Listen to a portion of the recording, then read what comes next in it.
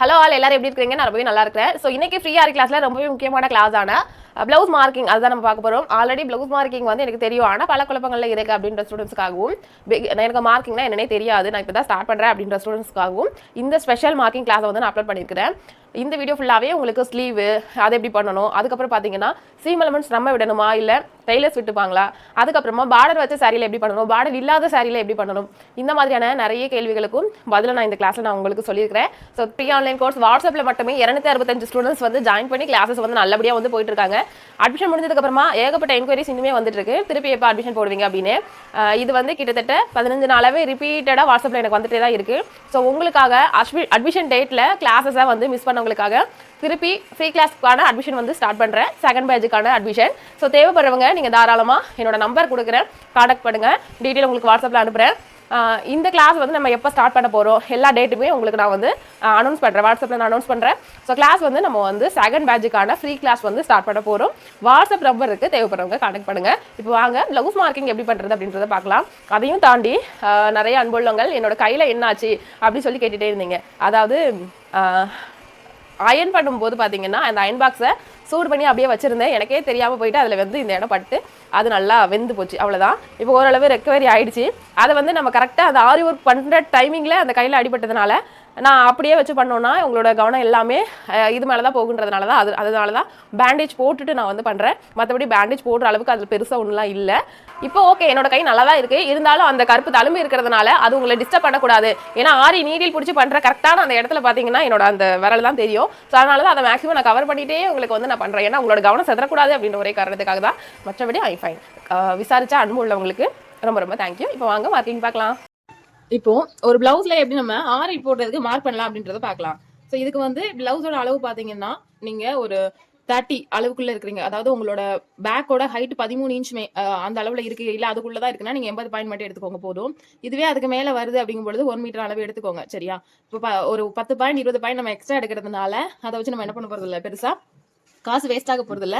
So நம்ம work பண்றதுக்கு கொஞ்சம் ஈஸியா இருக்கும். நீங்க உங்களுக்கு 80 பாயிண்ட் தான் தேவைப்படுது, ஆனா நான் 80 பாயிண்ட்லேயே எடுத்துடலாமா அப்படின்னு கேட்டீங்கன்னா ஒரு 10 பாயிண்ட் எக்ஸ்ட்ரா எடுத்தீங்கன்னா நீங்க ஒர்க் பண்றதுக்கு ஃப்ரேம் ஃபிக்ஸ் பண்றதுக்கு எல்லாருக்குமே கொஞ்சம் ஈஸியா இருக்கும். அதனாலதான், சரியா? ஸோ உங்களுக்கு 80 பாயிண்ட்டுக்கும் 90 பாயிண்ட்டுக்கும் காஸ்ட் பெரிய டிஃப்ரெண்ட் ஆக போகாது, 10 ரூபாய் தான் நமக்கு டிஃப்ரெண்ட் வந்து ஆகும். ஸோ அதனால இந்த மாதிரியான விஷயத்துல கஞ்ச பிடிச்சிங்கன்னா ஒர்க் பண்ணும் போது ரொம்பவே கஷ்டமா இருக்கும். ஸோ அதனால இந்த மாதிரி விஷயங்கள்ல கொஞ்சம் கவனமா பாருங்க. நான் வந்து இன்னைக்கு உங்களுக்கு பார்டர் வச்ச சாரியில எப்படி மார்க் பண்ணுறது அப்படின்றத சொல்லித்தரேன். ஒரு பிளவுஸ்லயும் நம்ம ஒரு மாதிரி பார்டர் வச்சிருக்குன்னா அதுல ஒரு மாதிரி மார்க் பண்ணணும், இதுவே பார்டர் வைக்காம இருக்குன்னா அதுல வேற மாதிரி நம்ம மார்க் பண்ணணும். அதாவது அளவுகள் எல்லாமே ஒண்ணுதான், ஆனா வேற வேற டைரக்ஷன்ல. இப்போ பார்டர் வச்ச சாரி அப்படின்னு வரும்பொழுது இந்த பார்டர்ல தான் நம்ம வந்து ஒர்க் பண்ற மாதிரி இருக்கும், வேற எங்கேயுமே நம்ம ஒர்க் பண்ண முடியாது, ஓகேவா? ஸோ அப்போ இந்த பார்டர்ல இப்போ நம்ம வந்து என்னென்னலாம் எடுக்கலாம், பார்டர் வந்து ஒரு சைடு இருக்கா 2 சைடு இருக்கா அப்படின்றத ஃபர்ஸ்ட் நம்ம பார்க்கணும். ஸோ இந்த பிளவுஸை பொறுத்த அளவில் இந்த சைடும் பார்டர் இருக்கு, ஆப்போசிட் சைடுமே பார்டர் இருக்கு, 2 சைடுமே பார்டர் இருக்கு, சரியா? ஸோ அப்போ நமக்கு இங்க ஒரு ஸ்லீவ் அந்த பக்கம் ஒரு ஸ்லீவ் அந்த மாதிரி எடுத்துக்கலாம். அப்படி இல்லை அப்படின்னா இங்க பேக் எடுத்துக்கலாம், இங்க இந்த பக்கமே 2 ஸ்லீவும் போட்டுக்கலாம், இந்த பக்கமே 2 ஸ்லீவுமே போட்டுக்கலாம், சரியா? ஸோ இது வந்து உங்களோட ஆப்ஷன் தான். சில பேர் வந்து பேக்குக்கு வந்து மேக்ஸிமம் வந்து பார்டர் வைக்காம தான் போடுவாங்க, சரியா? ஏன்னா ஆரியும் பார்டரும் சேர்த்து போட்டோம்னா நல்லா இருக்காது. கைக்கு நமக்கு பார்டர் போட்டுக்கலாம், ஆனால் பேக்குக்கு பார்டர் கொண்டு வந்தோம்னா நல்லா இருக்காது. அதனால பேக் வந்து பிளைனாகவும் கையை வந்து என்ன பண்ணலாம் பார்டர்லையும் போட்டோம் அப்படின்னா நல்லா இருக்கும். பார்டர்லையுமே பார்த்தீங்கன்னா இந்த ஏரியா நல்லா இருக்கும். இன்னொரு சைடு பார்த்தீங்கன்னா இதோ இந்த மாதிரி சுருக்கு சுருக்கா இருக்கா, இது வந்து அயன் பண்ணா போயிடும். ஆனா சில சாரீஸ்ல பாத்தீங்கன்னா இது ரொம்ப சுருக்கலா வரும், நம்ம அதை என்னதான் அயன் பண்ணாலும் அதோட பினிஷிங் வந்து இருக்காது. ஏன்னா பார்டர்ல ஒன்ஸ் நம்ம அயன் பண்றோம்னா அதோட தன்மை என்ன ஆகும் அப்படின்னா மங்கலாயிரும். ஏன்னா பார்டர்ல இருக்கிறது ஜரியை வந்து நம்ம அயன் பண்ணும்போது என்ன ஆயிரும்னா அதோட இதே வந்து டல் ஆயிரும், சரியா? ஸோ அதனாலதான் இதை வந்து மேக்ஸிமம் நம்ம ஸ்கிப் பண்ணிடலாம். இந்த மாதிரி சுருக்க வரக்கூடிய இடத்த ஸ்கிப் பண்ணிட்டு இங்க ஒரு ஸ்லீவும் இதுக்கு ஆப்போசிட்ல பாருங்க நல்லாதான் இருக்கும், இங்க ஒரு ஸ்லீவும் நம்ம போட்டுடலாம், சரியா? அதே மாதிரி இந்த பார்டர்ல சுருக்க வருது பாத்தீங்களா, அது ஒரு டைரக்ஷன்ல தான் இந்த மாதிரி சுருக்கம் இருக்கும். நான் சொன்ன மாதிரி இதை இழுத்து வச்சு அயன் பண்ணிடலாம், ஆனா பார்டர் அயன் பண்ணும்போது உங்களுக்கு ஜரி வந்து டல் ஆகும், சரியா? அது மட்டும் இல்லாம இங்க பாருங்க லைட்டா டேமேஜ் இருக்கா, இது வந்து எல்லா விதமான பட்டு சாரிலுமே இந்த மாதிரி ப்ராப்ளம் இருக்கும் தான், சரியா? மேக்ஸிமம் 1-2 இருக்காது. ஓகே, இப்போ எங்கெங்க போகணுங்கிற ஐடியாவும் நான் சொல்றேன். இப்போ ஸ்லீவ் போடுறதுக்கான ஐடியா கொடுத்துட்டேன்னா ஸ்லீவ் நான் வந்து ஒரு ஸ்லீவ் இங்க போட போறேன், இதுக்கு ஆப்போசிட்ல 2வது ஸ்லீவ் போட போறேன். அப்போ இங்க ஒரு ஸ்லீவ் இருக்கும், இதுக்கு ஆப்போசிட்ல இன்னொரு ஸ்லீவ் இருக்கும், ஓகேவா? ஓகே, இப்போ இந்த ரெண்டுக்கும் நடுவுல நீங்க ஷார்ட் ஸ்லீவா போட போறீங்கன்னா இந்த ரெண்டுக்கும் நடுவுல என்ன பண்ணிக்கலாம், நீங்க மார்க் போட்டுக்கலாம். இங்க வந்து ஷார்ட் ஸ்லீவ் போட போறீங்கன்னா நமக்கு ஸ்லீவ் வந்து இதோடவே முடிஞ்சிருமா? அப்போ உங்களுக்கு பேக் போடுறதுக்கு வந்து ஸ்பேஸ் இருக்கும். 2 ஸ்லீவுக்கு நடுவுல பேக் போடுறதுக்கு ஸ்பேஸ் இருக்கும். இதுவே எல்போ ஸ்லீவா போடுறீங்கன்னா அப்போ நமக்கு ஸ்பேஸ் இருக்காது. அப்போ என்ன பண்ணணும்னா, இப்போ ஸ்லீவ் இங்க இருக்கு அப்படின்னா பேக்கு சென்டரா வரணும், நடுப்பகுதியா வரணும். பட் இதுக்கு நேரா இந்த பக்கம் வந்துருங்க. இந்த பக்கம் போடும்பொழுது உங்களுக்கு கரெக்டாக இருக்கும். பேக் போடுறதுக்கும் உங்களுக்கு ஸ்பேஸ் வந்து நல்லாவே கிடைக்கும். சரியா? இப்போ இங்கே வந்து பேக் போட்டோம்னா ஃப்ரண்ட் வந்து எங்கே போடணும்னா பேக்குக்கு இந்த பகுதியில் தான் போடணும். ஏன் அப்படின்னா நம்ம ஸ்லீவ் போட்டோம் அப்படின்னா பேக் பார்த்தீங்கன்னா நமக்கு அகலமாக இருக்குமா, அந்த அகல பகுதியை நம்ம இங்கே வச்சு போட்டோம் அப்படின்னா துணி இடம் பத்தாது. ஸோ அதனால தான் சொல்கிறேன், பேக் இங்கே கொண்டு வந்துட்டோம்னா பேக்லேருந்து ஃப்ரண்ட் வந்து சின்னதாக தான் இருக்க போகுது. ஸோ ஃப்ரண்ட் வந்து இந்த சைடு வந்து நம்ம கொண்டு வந்துடலாம். நான் மறுபடியும் உங்களுக்கு ஒரு டெஃபினிஷன் வந்து தெளிவாக கொடுக்குறேன். இப்போ இதுதான் துணியோட பார்டர் பகுதி. அதே மாதிரி இங்கேயும் பார்டர் இருக்குது. துணி வந்து எந்த துணி எடுத்துக்கிட்டாலுமே நமக்கு நீளம் இப்படி தான் இருக்கும், அகலம் இந்த மாதிரி தான் இருக்கும்.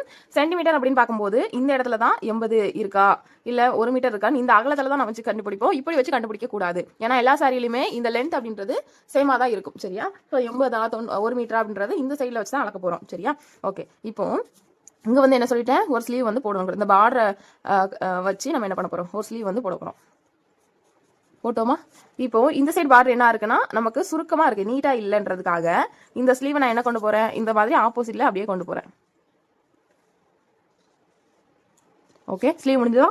இப்போ இந்த ரெண்டுக்கும் நடுவுல இங்க ஸ்பேஸ் இருக்கா, இதுல தான் நம்ம பேக் போடணும். இதுவே இது எல்போ ஸ்லீவா இருந்துச்சு வைங்களேன், இது எல்போ ஸ்லீவா இருந்துச்சு, நீல ஸ்லீவா இருந்துச்சுன்னா அப்போ பேக் போடுறதுக்கு வந்து இடம் பத்தாது இந்த இடத்துல. அதனால தான் இதுக்கு ஆப்போசிட் பகுதியில் இந்த இடத்துல வந்து என்ன பண்ண போறோம்னா பேக் வந்து போட போறோம்.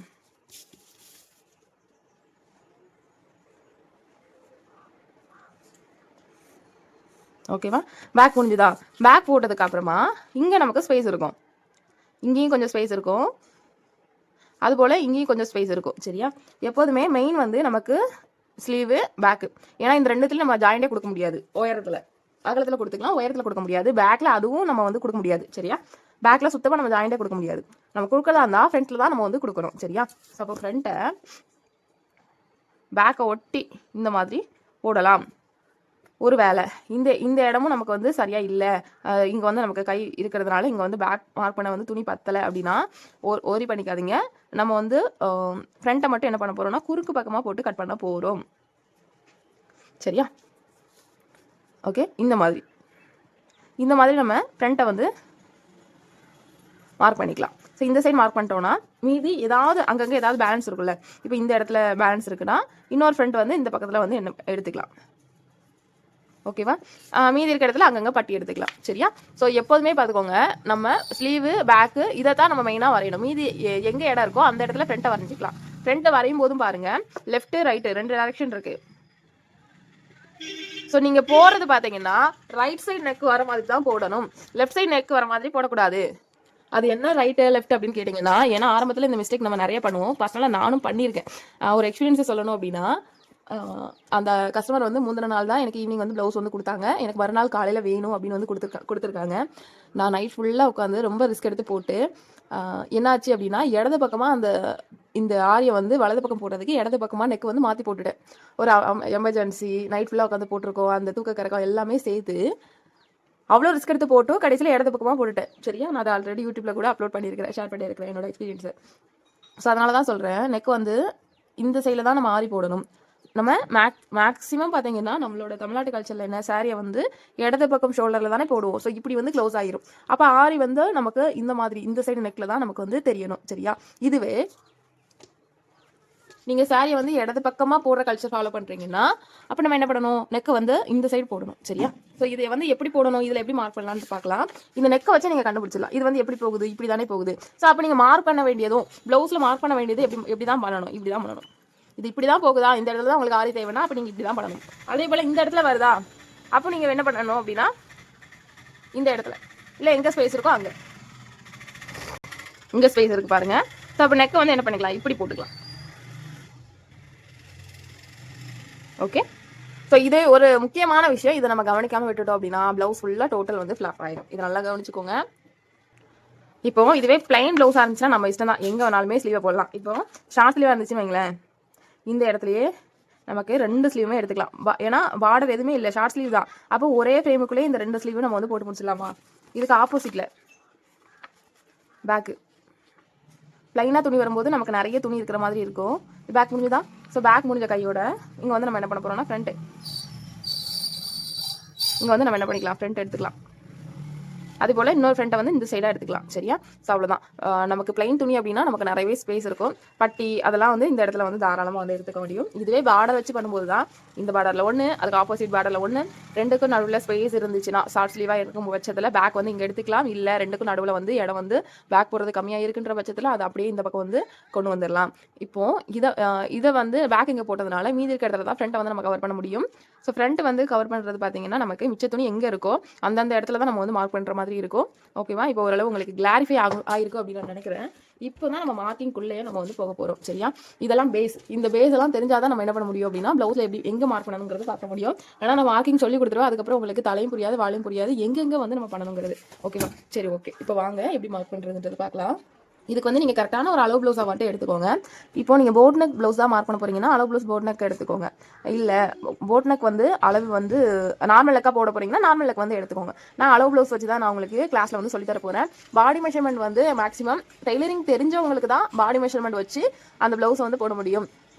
இல்லை எனக்கு டெய்லரிங் தெரியாது ஆனால் பாடி மெஷர்மெண்ட் வச்சு சொல்லிக் கொடுங்கன்னா அப்போ கண்டிப்பாக அதுக்கு சான்ஸ் கிடையாது. ஏன்னா அளவு ப்ளவுஸ் இருந்தால் மட்டும்தான் அதை வச்சு நம்ம எப்படி ஆரி போடுறது அப்படின்றத நம்மளால டெய்லரிங் தெரியாட்டாலும் கற்றுக்க முடியும். சரிங்களா? ஸோ ஃபர்ஸ்ட் வந்து நம்ம ஸ்லீவ் தான் போட போகிறோம். ஸ்லீவ்ல எப்போதுமே பார்டர் வருது அப்படின்ற பட்சத்தில் இந்த இருக்கா இந்த ஏரியாவை நம்ம மேக்ஸிமம் கழிக்காம தான் பண்ணணும். ஏன்னா பார்டரோட அளவு இந்த அளவு இருக்கா. அப்போ என்ன பண்ணணும், இதுக்கு கீழே ஃப்ரேம் வந்து ஃபிக்ஸ் பண்ண முடியாது. நான் உங்களுக்கு ஃப்ரேம் வச்சு காட்டுறேன். இப்போ ஃப்ரேம் பாருங்க, நமக்கு இந்த மாதிரி வச்சு போடுறோம் வைங்களேன்.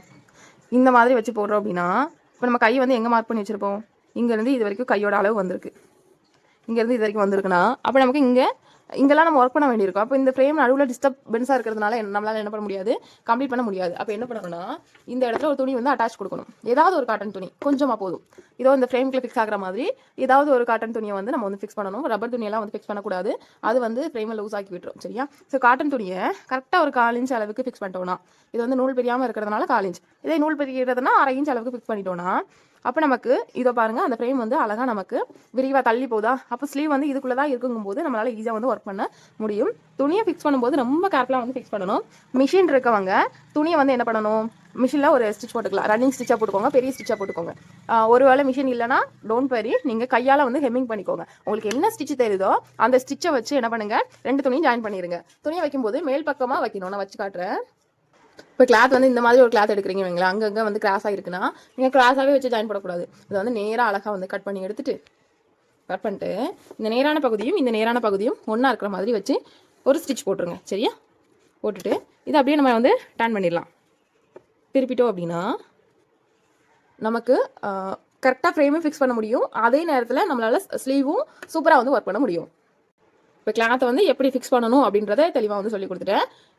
இப்போது நமக்கு ஒருவேளை பார்டர்லெஸ்ஸாக இருக்குது, பார்டர் இல்லாமல் இருக்குது அப்படின்னா நீங்கள் இந்த கிளாத்தை அட்டாச் பண்ண தேவை இருக்காது. ஏன்னா இந்த கிளாத்தை எடுத்துட்டு இப்போ பார்டர் இருக்கிறதுனால தான் நம்ம கீழே வந்து என்ன பண்ண வேண்டியிருக்கு, தள்ளி போட வேண்டியிருக்கு. இதே பார்டர் இல்லைன்னா ஒன்றுமே பிரச்சனை இல்லை. ஃப்ரேமை வந்து இந்த மாதிரி ஃபிக்ஸ் பண்ணிக்கலாம். பண்ணிவிட்டு இதுலேயே உங்களால் 2 ஸ்லீவுமே வந்து கொண்டு வர முடியும். சரியா? இதுதான் பார்டர் இருக்கிறதுக்கும் இல்லாததுக்கும் உள்ள டிஃப்ரென்ஸு. இப்போது ஸ்லீவை கையோட மார்க் பண்ணிடலாம். ஸ்லீவ் வந்து இதில் எல்போ ஸ்லீவ் இருக்குது. நீங்கள் எல்போ ஸ்லீவ் அப்படியே மார்க் பண்ணுறதா இருந்தாலும் பண்ணிக்கலாம். அப்படி இல்லை அப்படின்னா ஹாஃப் ஸ்லீவாக வந்து நான் இதை வந்து போட போகிறேன். சரியா?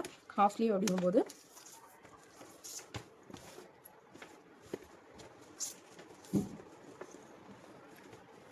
ஒரு ஸ்லீவ் எடுத்துக்கோங்க. ஒரு ஸ்லீவ் எடுத்து இந்த மாதிரி வைங்க. அதாவது இந்த ஸ்லீவை இப்படி நீங்கள் போடும்போது இங்கே வந்து அட்லீஸ்ட் ஒரு 2 இன்ச்சுக்கு வந்து ஸ்பேஸ் இருக்கணும். சரியா? 2 இன்ச்சுக்கு வந்து ஸ்பேஸ் இருக்கணும். இப்போது கையோட நீளம் எவ்வளவு அப்படின்றத பார்க்கலாம். நமக்கு எவ்வளோ தேவையோ அதை வந்து மார்க் பண்ணிக்கலாம். இதுக்கு வந்து நான் ஒரு 5.5 வந்து குறிக்க போகிறேன். 5.5 இதுதான் சென்டராக நம்ம வந்து என்ன பண்ணிக்கலாம், கன்சிடர் பண்ணிக்கலாம். இப்போது அந்த 5.5ல் கரெக்டாக இந்த ஸ்லீவோட ஜாயிண்ட் ஆகிற இடத்த அப்படியே வந்து வச்சிடலாம். ஓகே, கொஞ்சம் நல்லா ஸ்ட்ரெச் பண்ணி பிடிங்க. இப்போது கையை கொஞ்சம் கொஞ்சமாக அட்ஜஸ்ட் பண்ணி நல்லா உங்கள் கையை வந்து நல்லா விரித்து இப்படி வைங்க. இந்த சைடு வந்து கரெக்ட் பண்ணுங்கள். ஓகேவா? இந்த சைடு மார்க் பண்ணுற போது இந்த சைடை ஸ்ட்ரெச் பண்ணுவோம். இப்போ இந்த சைடு மார்க் பண்ணுறோம், அப்போ இந்த சைடை தான் நம்ம என்ன பண்ணணும், ஸ்ட்ரெச் பண்ணணும். சரியா? இப்போது இங்கே ஒரு ஸ்டிச் இருக்கா, அதுக்கு நேராக ஒரு மார்க்கிங். அதே போல் இங்கே ஒரு அளவு குறிச்சிக்கோங்க. இந்த அளவு எங்கே முடியுதோ அதில் வந்து ஒரு அளவு குறிச்சிக்கோங்க. சரியா? ஸோ இதுதான் கைக்கான சுற்றளவு வரக்கூடிய இடம். இதை டார்க்காக மார்க் பண்ணக்கூடாது, பட் உங்களுக்கு தெரியறதுக்காக சொல்கிறேன். ஏன்னா இதோட ஒர்க் வந்து நமக்கு முடிஞ்சிடும் அப்படின்றதுக்கான ரீசன். ஆனால் நம்ம ஒர்க் போடும்போது இந்த அளவில் போடாமல் இதுலேருந்து ஒரு 1/4 இன்ச் ஒரு 1/2 இன்ச் வரைக்குமே உள்ளே எடுத்துக்கலாம். ஏன் அப்படின்னா இப்போது நமக்கு தைக்கிறதுக்குன்னு கொஞ்சம் ஸ்பேஸ் விடணும்ல. இப்போ நம்ம அங்கங்கே புட்டாஸ் வச்சு பண்ணுறோன்னா பிரச்சனை கிடையாது, எப்படினாலும் தச்சிருவாங்க. ஆனால் ஹெவியாக ஒர்க் பண்ணும்போது இந்த இடத்த நம்ம ஒட்டி பண்ணிட்டோம் அப்படின்னா என்ன ஆகும் அப்படின்னா ஸ்டிச் பண்ண முடியாது. ஸோ அதனால தான் கரெக்டான அகலம் எவ்வளோ தேவைப்படுதோ அதுலேருந்து ஒரு 1/4 இன்ச் அல்லது 1/2 இன்ச் உள்ளே தள்ளி நம்ம ஒர்க்கை ஸ்டாப் பண்ணிட்டோம்னா ஸ்டிச் பண்ணுறது உங்களுக்கு ஈஸியாக இருக்கும். ஓகேவா? இப்போ இதை எடுத்துடலாமா? ஒரு சைடு நமக்கு கிடச்சிருச்சா? இப்போது இது எவ்வளோ இருக்குன்றதை மெஷர் பண்ணுங்கள். 6.25 இருக்கா? அதே 6.5 இருக்குது, அதே 6.5 இந்த பக்கம் குறிச்சிக்கலாம். அதுக்கப்புறமா இது எவ்வளோ ஹைட் இருக்குது? 2.5 இருக்குது. ஸோ அதே 2.5 இங்கேயும் குறிச்சிக்கலாம். இது வந்து லைட்டாக கிராஸ் இருக்குது பாருங்கள். இது வந்து ஸ்ட்ரைட்டாக இல்லை, லைட்டாக கிராஸ் இருக்குது. ஒரு 1/2 இன்ச்சுக்கு போல் இப்படி கிராஸ் வந்துருக்கு. சில பேருக்கு 1 இன்ச் வரைக்கும்லாம் போகும். ஸோ அது வந்து எவ்வளோ கிராஸ் போதோ அதே கிராஸில் இந்த மாதிரி வந்து வச்சுக்கோங்க. வச்சு இப்படி ஒரு லைன் போடுங்க. போட்டுட்டு இங்கேருந்து இது எவ்வளோ இருக்குன்றதை செக் பண்ணுங்கள். 7.25 இருக்கா? அதே 7.25 இங்கே கொண்டு ஜாயின் பண்ணுங்கள். அவ்வளோதான். ஸோ இதுதான் நமக்கு பாயிண்ட்ஸ் எல்லாம் மார்க் பண்ணிட்டோமா? இப்போ வந்து கர்வ் போட போகிறோம். இப்போ என்ன பண்ண போகிறோம்னா வளைவு போட போகிறோம். ஸோ அதுக்கு முன்னாடி ஸ்ட்ரைட் லைன்லாம் போட்டுக்கலாம். அதாவது இந்த இடத்துல தான் நம்ம வந்து என்ன பண்ண போகிறோம்னா ஒர்க் வந்து ஸ்டார்ட் பண்ண போகிறோம் அப்படின்றத தெரியறதுக்காண்டி. கீழே வந்து நமக்கு சீம் அலவன்ஸ் விடணுமா அப்படின்னு கேட்டிங்கன்னா இந்த இடத்துல அதாவது இதில் ஒரு 1/4 இன்ச் வரைக்கும் நான் என்ன பண்ண போகிறேன்னா அந்த பிளாக் துணி வந்து அட்டாச் பண்ண போகிறேன். பண்ணிட்டோம் அப்படின்னா நம்ம ஒர்க் பண்ணுறது இந்த லைனில் இருந்து தாராளமாக பண்ணிக்கலாம். இப்போ பிளாக் துணியை பிரிக்கும் போது நமக்கு இவ்வளோ துணி வந்து கிடைக்கும் மீதி. அப்போ இதில் வச்சு நம்மளால வந்து அடிச்சு திருப்பிக்க முடியும். இல்லை சுத்தமாக கீழே வந்து பார்டர் வந்து ஃபினிஷிங்காக இல்லை, உங்களுக்கு வந்து ரொம்ப பிசு வர மாதிரி இருந்துச்சுன்னா இப்போ பார்டரோட அளவை கொஞ்சமாக வந்து குறைச்சிக்கோங்க. அதாவது கொஞ்சமாக மேலே ஏற்றி மார்க் பண்ணுங்கள். ஏன்னா சில கஸ்டமர் வந்து பார்டரோட அளவுக்கு வேணுமாங்க, சில கஸ்டமர் வந்து பார்டரோட அளவுக்கு வந்து வேண்டாம், அதுல வந்து கம்மி பண்ணுங்கன்னு சொல்லுவாங்க. ஸோ நமக்கு ஏற்ற ரெக்குவயர்மெண்ட் எவ்வளவோ அதுக்கேற்ற மாதிரி வச்சுக்கலாம். சரியா? இப்போ கீழே வந்து எதுல இருந்து ஸ்டார்ட் பண்ணுங்கிறது தெளிவாக நம்ம பார்த்துட்டோமா? இப்போ நான் என்ன சொன்னேன், இதுல இருந்து சைட்ல இருந்து 1/2 இன்ச் உள்ள கண்டிப்பா நமக்கு இருந்தால் தான் நம்மளால சைடில் ஸ்டிச்சஸ் போட முடியும்னு சொன்னேன். ஸோ 6 இருந்ததை 6ஓடவே நம்ம வந்து என்ன பண்ணிக்கலாம், ஒர்க் வந்து முடிச்சிக்கலாம். ஓகேவா? அடுத்ததா லென்த்தும் வந்து ஆல்ரெடி நம்ம மார்க் பண்ணியிருக்கிறோம். 5.5 வந்து மார்க் பண்ணிட்டோம். இதோட தான் இந்த லென்த்தில் தான் நம்ம வந்து ஒர்க் வந்து முடிக்கணும். ஓகே, இந்த லைன் இங்கே போட்டிருக்கோமா ஆல்ரெடி, அதுலேருந்து 1/2 இன்ச் வந்து உள்ள தள்ளி அகைன் கிராஸ் லைன் போட்டுக்கிறேன்.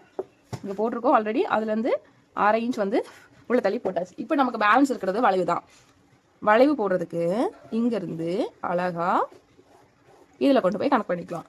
அதே போல் இங்கேருந்து இதில் கொண்டு போய் கனெக்ட் பண்ணிக்கலாம். ஓகேவா? உங்ககிட்ட ஃப்ரெஞ்ச் கர்வ் ஸ்கேல் இருந்தால் கூட அதை வச்சு அழகாக வளைவு போடுங்க. இப்போ 2 சைடுமே வந்து குறிச்சிட்டோமா? இப்போ ஒரு சைடு மட்டும் உள்வளைவு அப்படின்ற ஒரு கான்செப்ட் இருக்குது. ப்ளவுஸ் டெய்லரிங் ஆல்ரெடி தெரிஞ்சவங்களுக்கு தெரியும். அந்த உள்வளைவு எதுக்காக போடுறோம் அப்படின்னு பார்த்தீங்கன்னா ஃப்ரண்ட்ல சுருக்கம் வராமல் இருக்கணும் அப்படின்றதுக்காக தான், கை பக்கத்தில். ஸோ நீங்கள் அங்கங்கே புட்டாஸ் போட போறீங்கன்னா உங்களுக்கு பெருசாக அந்த உள்வளைவு மார்க் பண்ணுங்கிற அவசியம் கிடையாது. ஆனால் இல்லை அங்கங்கே போடலை, நான் வந்து நெருக்கமாக ஒர்க் பண்ணுறேன் அப்படிங்கும்போது உள்வளைவு கண்டிப்பாக தேவை. ஸோ அதை எப்படி போடணும்னா இங்கேருந்து ஒரு 2 இன்ச் மார்க் பண்ணுங்கள். அதே மாதிரி எங்கே முடியுதோ அதுலேருந்து ஒரு இன்ச் வந்து மார்க் பண்ணுங்கள். மார்க் பண்ணி இந்த 2ஐயும் ஒரு யூ மாதிரி கனெக்ட் பண்ணுங்கள். ஓகேவா? ஸோ இதை இந்த ஹைட்டை தாண்டி இது கீழே எப்படி போகக்கூடாது. போனீங்கன்னா மெஷர்மெண்ட் மாறிடும், இங்கேயும் லென்த் வந்து மாறிடும். ஸோ அதுக்காக தான் இங்கேருந்து 1 இன்ச் முன்னாடியே அழகாக இப்படி ஒரு அளவு போட்டிங்கன்னா நமக்கு அந்த உள்வளைவு வந்து அழகாக கிடச்சிடும். ஓகேவா? கிடைச்சிருச்சா? இப்போ ஒரு கையில் இந்த பக்கம் போட்டிருக்கோம் அப்படின்னா இன்னொரு கை போடும்போது இந்த பக்கமாக உள்வளைவு போடணும். அப்போ தான் வலது பக்கம் இடது பக்கம் நம்ம டெய்லர்ஸ் வச்சு ஸ்டிச் பண்ணும்போது சரியாக வரும். சரியா? ஒரு பக்கத்துக்கு நம்ம இந்த சைடு வளைவு கொடுத்துட்டோம்னா இன்னொரு சைடு கை போடுவோம்ல, அப்போ வந்து இந்த சைடு மட்டும் வளைவு போடுங்க. ஏதாவது ஒரு சைடு வந்து வளைவு தேவை. இப்போ இந்த சைடுக்கு இது கொடுத்துருக்கிறதுனால இன்னொரு கைக்கு வந்து இந்த சைடு வந்து கொடுக்கணும். 2 கைக்குமே இந்த சைடே கொடுத்துட்டோம்னா வலது கைக்கு போயிடும், அப்படி இல்லைனா 2 கையுமே இடது கைக்கு போயிடும். அதனால இதை நல்லா கவனமாக கவனிச்சுக்கோங்க. வாட்ஸ்அப் குரூப்ல இருக்கக்கூடிய ஸ்டூடெண்ட்ஸ் ஏதாவது டவுட்ஸ் இருந்துச்சுன்னா நீங்கள் வாட்ஸ்அப்பில் கேளுங்க. ஓகேவா? இப்போ இதில் வந்து இன்னொரு விஷயம், இப்போ அங்கங்கே தான் நம்ம ஒர்க் பண்ண போகிறோம் அப்படின்ற பட்சத்தில் நம்மளால வந்து இந்த இடத்துல வந்து ஈஸியாக டெய்லர்ஸ் வந்து ஸ்டிச் பண்ணிப்பாங்க.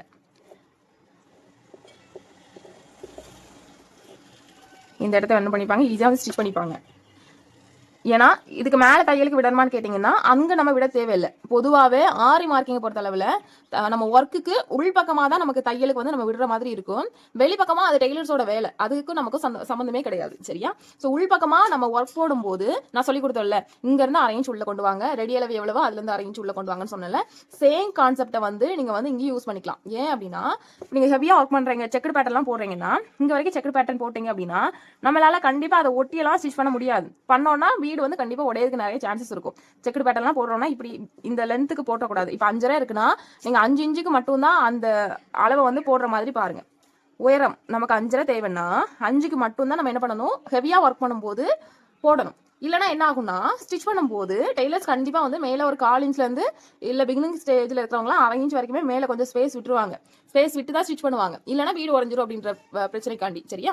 ஸோ அதனால் 5.5 வரப்போ 5 தான் நீங்கள் ஹெவி ஒர்க் டைமில் வந்து ஸ்லீவோட லென்த்தாக வந்து கன்சிடர் பண்ணிக்கணும். இதுதான் எல்லா விதமான ஸ்லீவுக்குமே பொருந்தும். சரியா? ஓகே, இப்போ ஷார்ட் ஸ்லீவ் சொல்லி கொடுத்தாச்சு. இப்போ எல்போ ஸ்லீவ் சொல்லித்தாங்கன்னா சேம் தான். நான் இப்போ சொல்லி கொடுத்தல, இந்த ஹைட் மார்க் பண்ணுறோம், அதே போல் இந்த ஹைட் மார்க் பண்ணுறோம், இந்த சுற்றளவும் மார்க் பண்ணுறோம். இந்த 3 தான் மார்க் பண்ணியிருக்கேன். பண்ணிவிட்டு அதை வச்சு தான் இவ்வளோ வந்து டீட்டெயில்டாக உங்களுக்கு சொல்லி கொடுத்துருக்கேன். சரியா? இப்போ ஸ்லீவோட மார்க்கிங் உங்களுக்கு தெளிவாக தெரிஞ்சதுன்னு நினைக்கிறேன். ஏதாவது டவுட்ஸ் இருந்துச்சுன்னா என்கிட்ட வந்து தாராளமாக நீங்கள் கேட்கலாம்.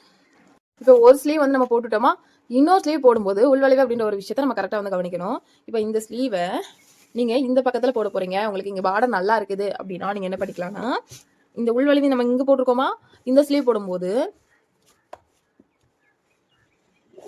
இங்கே நம்ம அளவு குறிக்கிறோன்னு வைங்களேன். இப்படி நம்ம ஸ்லீவ் குறிச்சிட்டோன்னு வைங்களேன். ஸோ இந்த ஸ்லீவில் இங்கே உள்வளைவு இருக்கிறதுனால இந்த ஸ்லீவில் இங்கே வந்து தான் உள்வளைவு நம்ம கொடுக்கணும். சரியா? அப்போ தான் நமக்கு ஆப்போசிட்டாக வரும். இதில் இந்த பக்கம் இருக்கா, அதே மாதிரி இதில் வந்து எந்த பக்கம் வரும், இந்த பக்கமாக நமக்கு உள்வளைவு வரும். இதுவே இங்கே பார்டரில் ஆப்போசிட்டாக போகிறீங்கன்னா இந்த சைடு தான் வரும். எப்படின்னா இந்த பார்டர் இங்கே இருக்குது, இதில் இந்த சைடு உள்வளைவு இருக்குது. இந்த ரெண்டையும் நான் ஆப்போசிட்டாக வைக்கிறேன். ஆப்போசிட்டாக வைக்கும்போது இங்கே உள்வளைவு இருந்தால் தான் ஸ்லீவ் அட்டாச் பண்ணும்போது கரெக்டாக வரும். உள்வளைவு எதுக்காக போடுறோம் எல்லாமே டீட்டெயிலாக சொல்லியிருக்கேன். இது உங்களுக்கு குழப்புற மாதிரி இருக்கலாம், ஆனால் நீங்கள் குழம்பக்கூடாது. சரியா?